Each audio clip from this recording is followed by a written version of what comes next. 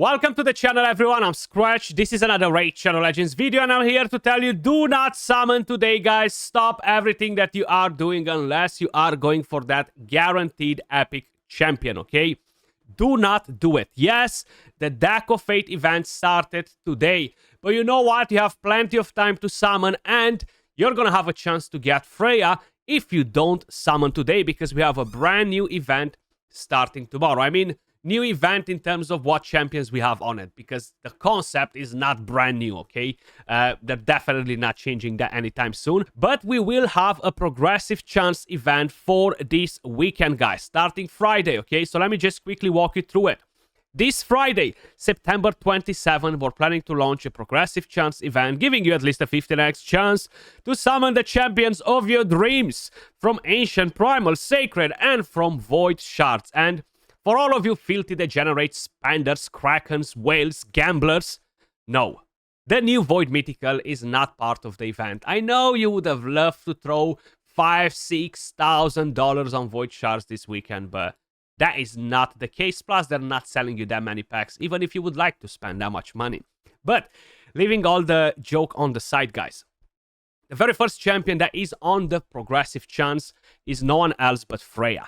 And as I mentioned, do not summon today because it's pointless, okay? Don't be desperate to quickly get that Deck of Fate event done, because if you are planning to open 1, 2, 3, 4 Sacreds, if you are planning to open 10, 20 Ancients, or 2 or 3, 4 Primals, you will have a chance to get Freyja. It's all about the luck, right? The luck in the chamber. So definitely keep that in mind. This is not the Deck of Fate that most of the people wanted to see. We're not getting Freyja from here. No, the event was not cancelled. They are doing another one. We still have 1 month left from the Asgard Divide event. And I do think that for people that are kind of like maybe forced to go and complete the Deck of Fate to get the Titan event points, now you have a better chance than you had yesterday, okay? Because they will actually put her on a 15x progressive chance, and maybe you're gonna get lucky, you know? Maybe you're not. So up to you. Some of you guys are only going for a 4-star blessing, which is honestly perfectly fine. You don't need to go crazy for a 5-star one.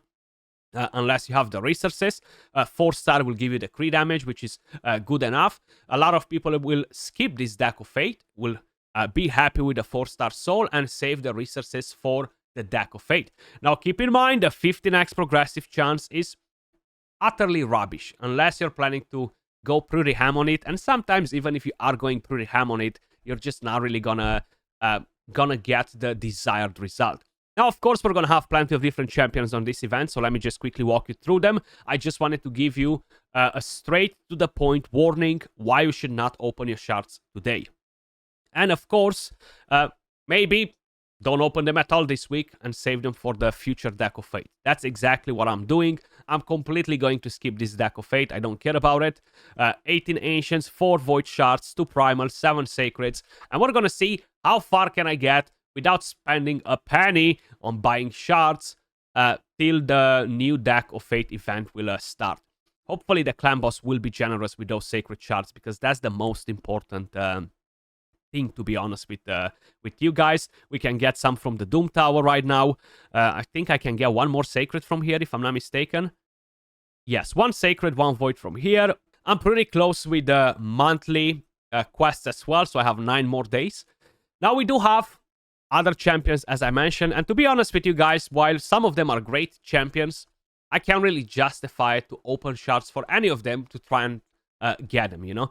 So let me start with Whittier the Crowned. Absolutely amazing champion. She's super powerful for the Shogun dungeon, and in general, she's just a very good healer. AoE attack with continuous heal, with a chance to land leech, increased defense, continuous heal, increases the duration of the continuous heal and instantly activates them, cleanse, healing, amazing, okay? She's a very solid champion, and she's one of those champions that I actually got by opening the wallet on Sacred Shards. The only one, actually, because I don't tend to buy Sacred Shards.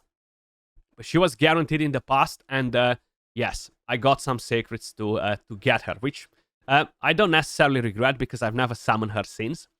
Then we have Glakehead of the Melt Water. Glaycat should be this bad boy right here. Kind of like Duchess 2.0, but not as effective. Still pretty nice for Hydra because of the passive. You have Speed Aura for all battles, a Revive with increased accuracy and increased defense. Then you have the extra damage dealt by allies under Perfect Veil. You have the increased attack, you have the Perfect Veil, you have the Thermiter.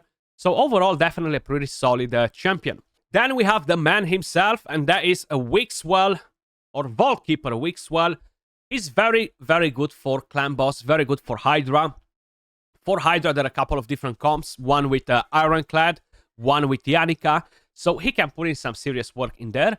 And of course, for Clan Boss, he's just going to make your life super easy. And enable you to do some very easy teams for Clan Boss, you know. Very interesting champion. He's the very first faction that was voted by the community. So we picked the skills on this champion by voting. Provoke, you have the decreased attack, you have the shield, which is nice. On the very first day, everybody was disappointed with his shield and stuff, but then people got to love him. Intercept, increased defense. The passive, which is pretty interesting, defense aura. So I know that a lot of people will be tempted by this champion. So if you are planning to go for that deck of fate for whatever reason, now you just have an extra reason, right? You have Freyja, you have a Wixwell, you have quite a few different things on the list. Then we have Tyrant. He used to be super powerful when they released him. I feel like he dropped a lot of value though. Like, you get ally protection, you get increased defense, the HP burn, a bit of healing when he actually deals damage to targets under HP burn, damage reduction.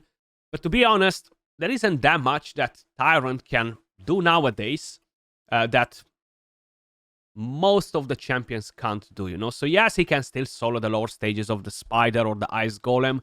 He can still be effective in quite a few different areas, but he's not as powerful as he used to be when they released him, you know? But he's still a pretty good champion. Then we have to Hanorach. Pretty good for Hydra if you plan to manual. If you plan to go on auto, she's pretty dumb, and I'm saying it all the time because her AI is super bad. This spread debuffs is bad as well, especially if you're attacking targets with tons of different debuffs on. You might not spread the decreased attack or the block buffs. But other than that, I love her, okay? She brings the increased defense, the increased speed, the passive. She brings you some healing. So overall, a very solid champion for the Hydra Clan Boss, but mainly for manual teams. Then, everybody's favorite Void, Krisk, the Ageless, okay?